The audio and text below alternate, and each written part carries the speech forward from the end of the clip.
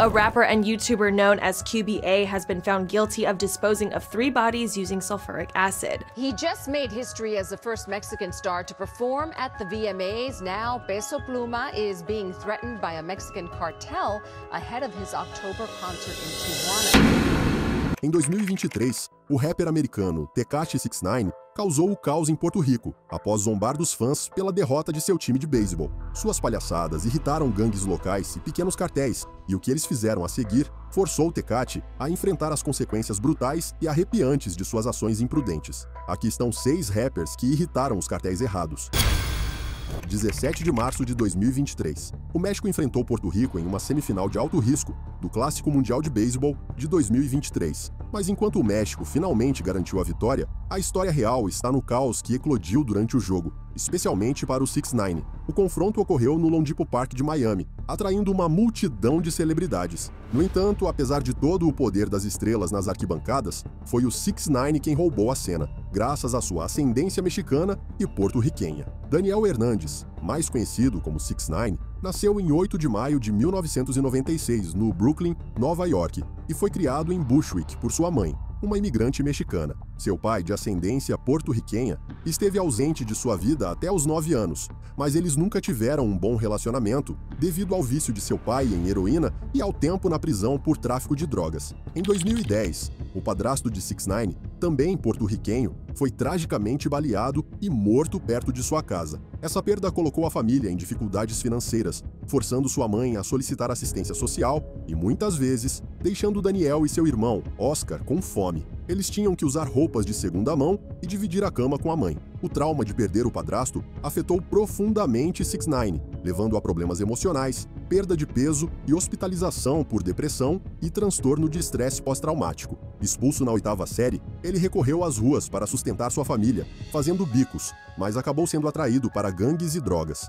Por volta dessa época, ele desenvolveu sua persona selvagem, completa com cabelos de arco-íris e tatuagens no rosto. Seu estilo agressivo o ajudou a ganhar atenção, levando ao seu sucesso de estreia, Gumo, em 2017. Agora não vou entrar em todos os detalhes de sua ascensão meteórica à fama ou das inúmeras controvérsias que ele causou. No entanto, o que você precisa entender é que 69 se tornou a figura que é hoje por meio de seus constantes problemas com a lei, laços com gangues e escândalos públicos que cimentaram sua reputação como uma das personalidades mais notórias e controversas do hip-hop. E é exatamente por isso que aquele jogo de beisebol foi tão significativo. Com sua herança mista porto-riquenha e mexicana, muitos fãs porto-riquenhos naturalmente esperavam que 69 os apoiasse, especialmente porque seu pai era porto-riquenho. Mas no verdadeiro estilo 69, ele fez a coisa mais imprevisível possível. Enquanto o México avançava no placar, um vídeo surgiu do 69 orgulhosamente agitando uma bandeira mexicana, e a reação foi instantânea.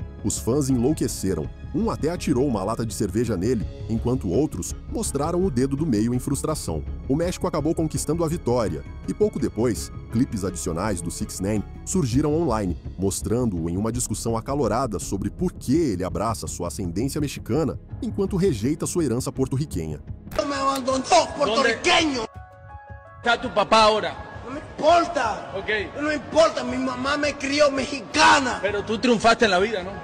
¿Qué? Vos soy fa. ¿Con tu papá o sin tu papá? Mi mamá me crió mexicana, inmigrante. Tu madre fue madre y padre para ti, tu madre. Madre y padre. Dile algo a tu mamá. Dile algo a tu mamá. Esa mamá la quiero con todo el corazón. Ella jugó madre y padre conmigo.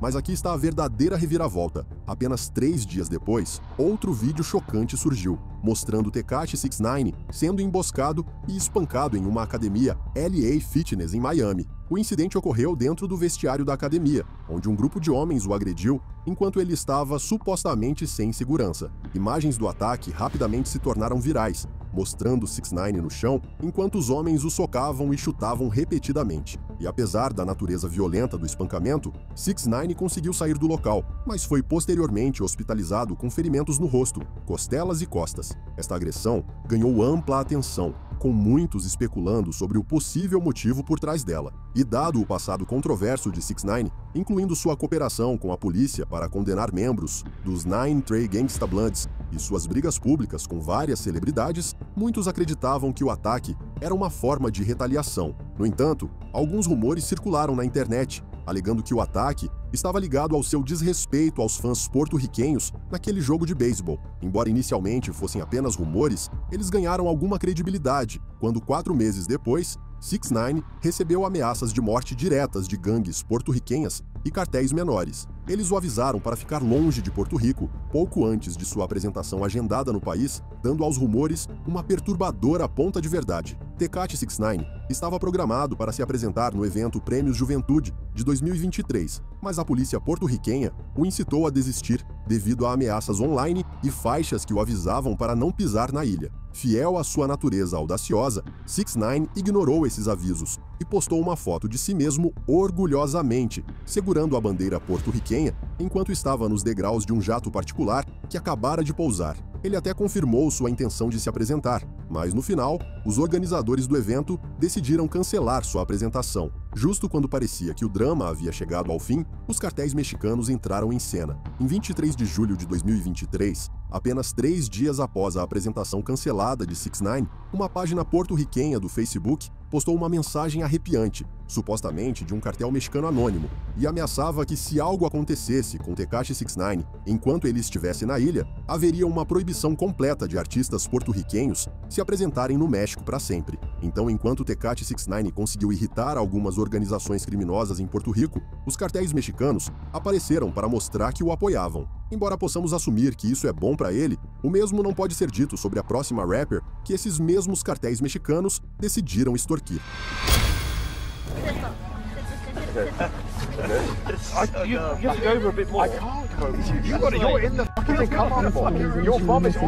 Em 8 de março de 2023, a rapper americana Chameleon chocou seus fãs ao postar 2 vídeos impressionantes no Instagram, revelando um momento selvagem em que foi roubada por cartéis mexicanos, pelas razões mais bizarras. Mas antes de entrarmos nos detalhes do que exatamente aconteceu, vamos falar um pouco sobre quem é Chameleon, apenas para aqueles que não a conhecem. Chameleon, nascida Alja Jackson, em Jacksonville, Flórida, é uma rapper, cantora e compositora americana conhecida por sua mistura única de hip-hop e R&B.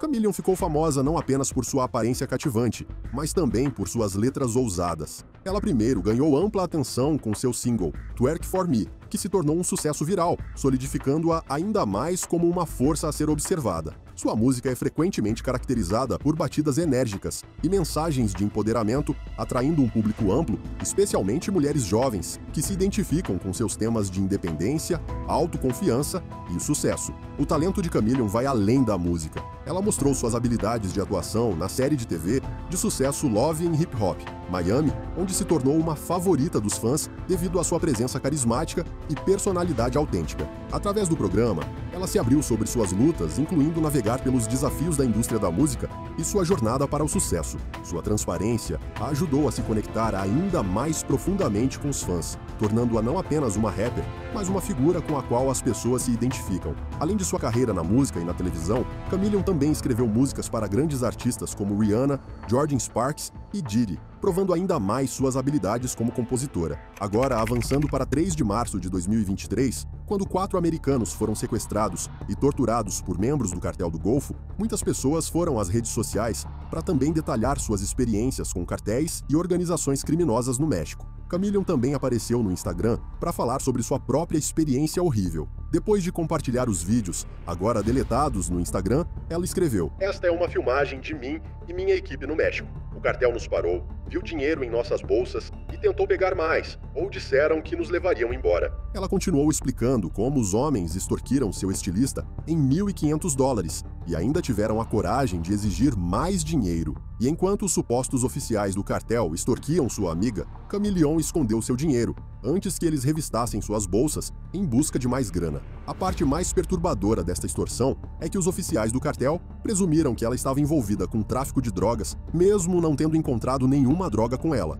Claro, você poderia dizer que ela não os irritou, mas sua falta de familiaridade com o funcionamento das coisas naquela área provavelmente a tornou um alvo fácil para extorsão. E honestamente, é quase um milagre que ela tenha saído de lá ilesa. A seção de comentários dela foi inundada por pessoas agradecidas por sua segurança, mas que também queriam saber em que parte do México ela estava e por que foi um alvo. Então, em um story do Instagram, ela escreveu: "As pessoas estão me perguntando sobre o México. O melhor conselho que posso dar a vocês é não ficar em um Airbnb.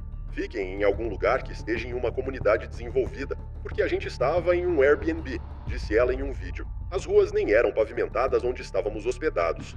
Ela finalmente disse que os pneus de seu carro foram cortados e que ela nunca mais voltaria ao México porque foi a pior viagem de sua vida. 19 de abril de 2018. O corpo do rapper mexicano de 42 anos, Mr. Yossi Locote, foi despejado em um terreno baldio na cidade de Guadalajara, no oeste do país. Uma chave de fenda foi cravada em seu peito com um bilhete do cartel que orquestrou sua morte, o CJNG. E é bastante curioso pensar que esse cara se meteu em problemas com este cartel extremamente perigoso sem sequer ser mexicano. Nascido em 20 de janeiro de 1976, em Bakersfield, Califórnia. No entanto, ao longo do tempo, Mr. Yossi Locote se viu na cidade de Guadalajara, México, onde se juntou a uma gangue de rua e também mergulhou no rap. Tenho certeza de que meus amigos mexicanos na audiência conhecem estas duas músicas icônicas dele, Balazos e Esto es en serio. Essas também foram as músicas que o colocaram no mapa como um dos maiores rappers do país. Ele era um OG, um veterano no jogo. Ele cantava sobre suas experiências na rua, mas de uma forma muito honesta, tipo a versão mexicana do Snoop Dogg, e digo isso no bom sentido. Mas o maior erro que Locote cometeu durante sua vida foi se associar a um dos maiores inimigos do CJNG. E não foi ao Chapo ou o cartel de Sinaloa, foi o criminoso endurecido e chefão do tráfico, El Cholo. Agora, antes que eu diga qualquer outra coisa, quero que você realmente entenda algo aqui. Gangues de rua mexicanas, máfia e cartéis operam em cantos diferentes do submundo do crime. Eles podem ter um ou dois negócios juntos, mas são todos entidades separadas e raramente cruzam as fronteiras uns dos outros. E, no entanto, quando o fazem, as coisas esquentam e pessoas morrem. E foi exatamente assim que Mr. Yossi Locote acabou sendo morto. Ele era membro da gangue de rua de Los Angeles, Florence 13. Eles têm as mãos sujas de pó branco do contrabando de drogas e de sangue das centenas de assassinatos que orquestraram. E embora essa gangue tenha se originado em Los Angeles, um capítulo mexicano foi estabelecido depois que os Estados Unidos lançaram a Operação Joker Wild, deportando centenas desses membros de gangue de volta para o México e indiciando muitos outros por acusações federais. Mr. Yossi Locote era um membro de alto escalão da Florence 13, apesar de ser uma estrela do hip-hop. Ele se alinhou a outro grupo chamado Sureños, uma gangue do sul da Califórnia ligada à máfia mexicana. Eles ostentam suas bandanas azuis associadas às gangues Sureño e adotaram o que é conhecido como o Código de Vestimenta Cholo, que envolve ter a cabeça raspada e usar camisetas largas. No entanto, como expliquei, os cartéis não se incomodam necessariamente com os assuntos das gangues de rua. Mas depois que a gravadora de rap dos Estados Unidos, Círculo Asesino, contratou Mr. Yossi Locote e ele lançou seu primeiro álbum em 2012, intitulado 13 Hood Rules, as coisas esquentaram. A Florence 13 lutou para ganhar mais território em Guadalajara, mas ao mesmo tempo, o CJNG era relativamente novo na cidade. Eles estavam por trás de massacres, emboscadas mortais a forças de segurança e um ataque com lança-foguetes a vários helicópteros militares. Mas a única coisa que o CJNG fez para acalmar a tempestade foi sequestrar Mr. Yossi Locote, 17 de abril de 2018. 2 dias antes de seu corpo sem vida ser encontrado, Mr. Yossi Locote foi sequestrado de um mercado local em Guadalajara. Seu sequestro foi orquestrado pelo CJNG, e por mais que eu odeie dizer isso, foi um movimento muito calculado do cartel. Eles sabiam que uma das principais razões por trás da ascensão repentina da gangue de rua na cidade era a influência de Mr. Yossi Locote na área. Então, se ele se fosse, não haveria ninguém para seus associados admirarem, tornando mais fácil para eles entrarem e varrerem a gangue. No entanto, no estilo típico do CJNG, eles não apenas deram um tiro na cabeça dele, eles o seguraram enquanto o esfaqueavam impiedosamente até a morte com uma chave de fenda. Por mais doloroso que isso possa ter sido, eles não pararam por aí. Eles deixaram um bilhete, como sempre fazem, mas este dizia: "Isso vai acontecer com todos aqueles que continuarem apoiando Cholo." Enquanto os fãs exigiam justiça, ninguém foi acusado pelo assassinato. Perto do meio-dia de 7 de fevereiro de 2024, o cantor mexicano Chuy Montana foi flagrado em vídeo dando autógrafos e conversando com fãs. Apenas algumas horas depois, ele foi sequestrado, morto, e seu corpo foi encontrado mais tarde, despejado ao longo da rodovia Playas de Rosarito, Tijuana. Embora sua morte tenha chocado muitos mexicanos, ela se torna menos surpreendente quando você descobre os detalhes arrepiantes por trás de sua história. Jesus Cárdenas, amplamente conhecido por seu nome artístico Chuy Montana, era uma estrela em ascensão na cena musical do México. Antes de assinar com a Street Mob Records de Ortiz Paz, Cárdenas ganhou popularidade nas redes sociais por fazer serenatas para motoristas que esperavam na fila na fronteira de San Isidro, Tijuana, cantando e tocando seu violão entre os carros.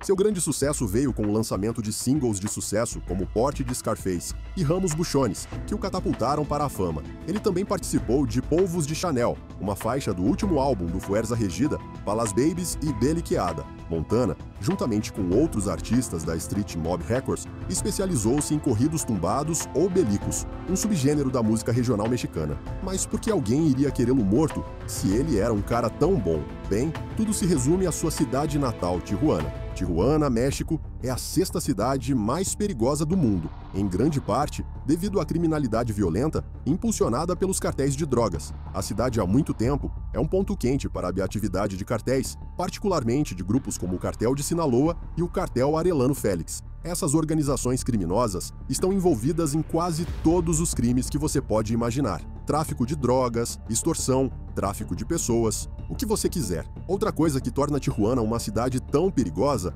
é sua proximidade com a fronteira dos Estados Unidos. Isso a torna um centro crucial para operações de contrabando, alimentando ainda mais as lutas pelo poder entre cartéis rivais. Como resultado, a cidade experimenta frequentes homicídios, sequestros e execuções relacionadas a cartéis. Quero dizer, a taxa de homicídios em Tijuana é tão alta que as mortes são basicamente a previsão do tempo diária da cidade. Mas o que exatamente tudo isso tem a ver com Chuy Montana? Bem, ele se manteve afastado do drama dos cartéis durante a maior parte de sua carreira, mas, ironicamente, ele foi arrastado para o mundo deles graças à última pessoa que você esperaria, seu motorista. O corpo do motorista de Chuy Montana, Miguel Pavon, foi encontrado em Tijuana, com mãos e pés amarrados, enrolado em um lençol. Ao lado dele, havia uma narcomensagem assinada pelo cartel Arellano Félix. Foi através desta mensagem que as autoridades mexicanas perceberam as ligações de Pavon com o cartel como traficante de drogas. Por outro lado, Chuy Montana teve um destino semelhante. Depois de ser sequestrado e torturado pelos assassinos daquele cartel, ele tentou escapar enquanto era transportado em uma van. Em uma tentativa desesperada, ele se jogou do veículo em movimento na autoestrada Tijuana-Rosarito, perto de Cuesta Blanca, mas os pistoleiros o alcançaram e o mataram crivando seu corpo de balas. Ambos os corpos foram encontrados cercados por cápsulas de 9 mm, e Montana pode ter sido apenas uma vítima nos negócios escusos de Pavon com o cartel. Muito triste, mas às vezes esse é o destino que vem com o envolvimento com traficantes de drogas.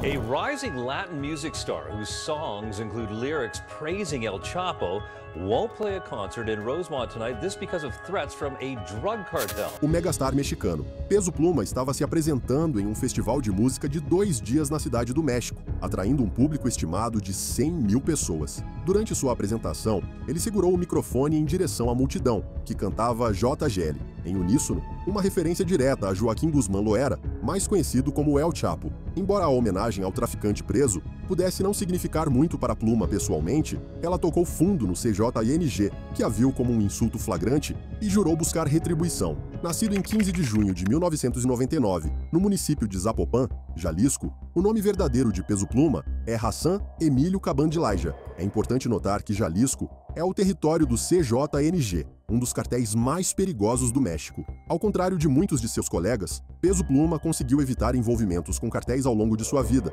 até recentemente. Aos 15 anos, Peso Pluma aprendeu a tocar violão, assistindo a vídeos no YouTube, e pouco depois, começou a escrever músicas em um diário. Sua música foi inspirada nas lendas do narcocorrido, Chalino Sanches e Ariel Camacho, que cantavam famosamente sobre o tráfico de drogas mexicano. O gênero narcocorrido sempre foi uma faca de 2 gumes. Embora seja imensamente popular, seus cantores muitas vezes se tornam alvos, especialmente quando glorificam certos cartéis e seus membros irritando fações rivais. Apesar da violência ao seu redor, Peso estava determinado a ficar fora das disputas de cartéis. Ele trabalhou duro para desenvolver seu próprio som e sua persistência valeu a pena de uma forma grandiosa. Em julho de 2022, Peso teve seu momento de virada com o lançamento de seu terceiro álbum de estúdio, Gênesis, que estreou em número 3 na parada de álbuns de todos os gêneros da Billboard, a classificação mais alta de todos os tempos para um álbum regional mexicano. O álbum também acumulou bilhões de streams no Spotify, consolidando Peso Pluma como uma estrela em ascensão em todo o México e além. No entanto, os problemas começaram quando Peso Pluma começou a glorificar El Chapo em algumas de suas músicas. Uma faixa em particular, Siempre Pendientes, se traduz como Sempre Atentos em português. Nela, Pluma canta da perspectiva de um membro do cartel de Sinaloa que é responsável por proteger El Chapo. Isso não agradou ao CJNG, que viu a música como um endosso de seu maior rival. Com a ascensão meteórica de Peso Pluma na indústria da música, eles acreditavam que ele estava usando sua plataforma para elogiar o cartel de Sinaloa, uma afronta que eles não podiam ignorar. Em 12 de setembro de 2023, 4 faixas apareceram em pontes em Tijuana, avisando Peso Pluma para cancelar seu show, agendado para 14 de outubro. As faixas, assinadas pelo CJNG, deixaram claro: se ele realizasse o show, seria o seu último. Eles o acusaram de ter uma língua desrespeitosa e alertaram sobre consequências mortais. Na época, Peso estava nos Estados Unidos, se preparando para sua apresentação no MTV Video Music Award no dia seguinte. Então, por que Peso Pluma se tornou um alvo? Afinal, muitos artistas cantaram sobre El Chapo, e a resposta está em sua imensa popularidade. Peso é atualmente um dos maiores artistas do México, com mais de 11 milhões de seguidores no Instagram e uma base de fãs crescente nos Estados Unidos. Sua música cativou públicos em todo o mundo, mas sua fama e a escolha do tema também o levaram a um território perigoso. Como eu já disse, Tijuana há muito tempo é um foco de violência de cartéis, e sua localização estratégica perto da fronteira com os Estados Unidos a torna uma das plazas mais valiosas ou áreas de controle de cartel no país. As guerras do tráfico na cidade remontam aos anos 80 e 90, quando o cartel de Guadalajara se fragmentou, levando ao surgimento de facções como o cartel de Sinaloa de El Chapo e o domínio da família Arellano Félix em Tijuana. Com o tempo, o poder mudou, e agora o CJNG é uma das organizações criminosas mais proeminentes da região. Tijuana consistentemente figura entre as cidades com as maiores taxas de homicídio do México, à medida que cartéis rivais se enfrentam pelo controle da área. A decisão de Peso Pluma de se apresentar em Tijuana, enquanto elogiava o cartel de Sinaloa e El Chapo em sua música, foi vista como um desafio direto ao domínio do CJNG na região. Como nativo de Jalisco, o reduto do CJNG, eles provavelmente esperavam que ele honrasse seu líder, Nemésio El Mencho Oseguera Cervantes, em vez de um rival. Para eles, sua lealdade deveria ter sido com Jalisco, não com Sinaloa. Peso Pluma permaneceu em silêncio sobre o porquê ele escolhe glorificar El Chapo e o cartel de Sinaloa em sua música. Na verdade, uma vez, ele desligou abruptamente na cara de um repórter do Los Angeles Times que perguntou sobre suas letras controversas. No entanto, a ameaça do CJNG foi levada a sério e Peso Pluma e sua equipe decidiram cancelar o show em Tijuana para evitar qualquer retaliação violenta. O CJNG é notório por cumprir suas ameaças e ninguém queria correr o risco. No início de 2023, outra banda de narco-corrido de Sinaloa, Grupo Arriesgado, estava dando autógrafos em um shopping em Tijuana antes de seu próprio show, quando pistoleiros dispararam perto da multidão. Uma faixa assinada pelo CJNG foi encontrada no local, avisando a banda para deixar a cidade ou enfrentar consequências terríveis. Este incidente ressalta a gravidade das ameaças do CJNG, e Pluma não é o primeiro artista a enfrentar sua ira. Ele certamente não será o último também. A grande questão agora é, mesmo que Peso Pluma evite se apresentar em Tijuana, quais são as chances de o CJNG não retaliar se ele se apresentar em outras partes do México? Com os cartéis controlando vastas áreas do país, sua segurança pode estar em risco em qualquer lugar. Uma regra de ouro que todo membro do CJNG é obrigado a seguir é simples: nunca, e eu quero dizer nunca, dedure os assuntos do cartel. 22 de abril de 2018, KOBA, um rapper popular, quebrou essa regra sagrada e, sem saber, pintou um enorme alvo em suas costas, ao revelar segredos confidenciais do cartel às autoridades mexicanas. Veja bem, Christian Palma, de 24 anos, mais conhecido como KBA, pode ter sido um rapper famoso para o público, mas nos bastidores, ele não passava de uma marionete de El Mencho. Ao lado de Mr. Yossi Locote, De quem já falamos, QBA foi um pioneiro do rap malandro, ou rap de bandido, que, se você me perguntar, é praticamente a trilha sonora da guerra às drogas em curso no México. Com um canal no YouTube com mais de 200 mil inscritos e milhões de visualizações, QBA parecia estar no topo do mundo. Mas seus vídeos não eram o que se esperaria de um artista popular. Eles eram crus, filmados nos bairros pobres de Guadalajara, a capital de Jalisco, e frequentemente mostravam jovens exibindo armas e usando drogas. Suas letras também mergulhavam em um território bastante sombrio, fazendo referência à metanfetamina e massacres relacionados a cartéis. Apenas essas letras já haviam começado a colocá-lo na lista negra do CJNG. 19 de março de 2018, 3 estudantes de cinema, Javier Salomón, Daniel Dias e Marco Ávalos, foram sequestrados enquanto filmavam em um rancho em Tonalá, Jalisco. Sem que eles soubessem, o rancho era a propriedade do CJNG e QBA, junto com outros 2 membros do cartel, acreditou erroneamente que os estudantes eram membros de um cartel rival. Quando os estudantes desapareceram, isso gerou indignação nacional, México contra o CJNG. Mas dentro do cartel, QBA e seus homens estavam convencidos de que haviam capturado inimigos. Eles torturaram um estudante, Javier, até a morte. Depois disso, sentiram que não havia mais volta, então mataram os outros 2. Normalmente, o cartel despejaria os corpos na rua como um aviso, mas, dada a comoção pública, eles decidiram destruir as evidências, dissolvendo os corpos em ácido sulfúrico, e QBA era o homem para o trabalho. QBA recebia cerca de $150 por semana do CJNG para se livrar de corpos em ácido. Agora, eu sei o que você está pensando. Um rapper com a fama dele não deveria estar ganhando muito mais do que isso? Bem, acontece que sua gravadora estava pegando uma grande parte de seus ganhos, deixando-o praticamente quebrado. Então, ele não teve escolha a não ser assumir essas tarefas sombrias para o cartel. Mas tudo isso não importou depois de sua prisão, quando QBA cavou sua cova ainda mais fundo ao confessar tudo. Mas o que exatamente ele disse? Em sua confissão, QBA revelou sua conexão com o CJNG através da notória gangue de rua, Infernos 21, que havia se desfeito. A partir daí, ele se envolveu com o cartel. Sua música, que glorificava drogas como metanfetamina e crack, era uma referência ao domínio do CJNG no comércio de metanfetamina mexicano. Durante sua confissão, ele entrou em detalhes chocantes sobre o processo de produção de metanfetamina do cartel, desde o contrabando de produtos químicos precursores pelos portos do México até os laboratórios escondidos onde as drogas eram preparadas. Então, por que QBA revelaria todos esses segredos, sabendo muito bem que o CJNG não pararia por nada para matá-lo? Alguns especulam que o assassinato de seu amigo próximo, Luiz Sebo Estrada, no ano anterior, o impulsionou a falar. Mas independentemente de seus motivos, QBA deveria saber. O CJNG é imparável. Nem o governo mexicano, nem o DEA, e certamente não sua confissão, poderiam abalar as operações do cartel. Ao dedurar, QBA essencialmente assinou sua própria sentença de morte, mesmo que tivesse um plano na manga. Após sua prisão, outros rappers prestaram homenagem a QBA em suas músicas. A mais notável delas foi a faixa Free QBA de AB Perez, outro rapper que também foi preso por uma acusação de duplo homicídio em julho de 2018. Para muitos, QBA se tornou um mártir do hip-hop mexicano, uma figura que se recusou a deixar que o cartel ou o governo silenciassem sua verdade. Atualmente, QBA está preso na infame prisão de Puente Grande, em Guadalajara, enfrentando uma pena máxima de 140 anos. Mas a questão permanece: a prisão o manterá seguro do CJNG ou eles ainda poderiam orquestrar um ataque de dentro? Só o tempo dirá.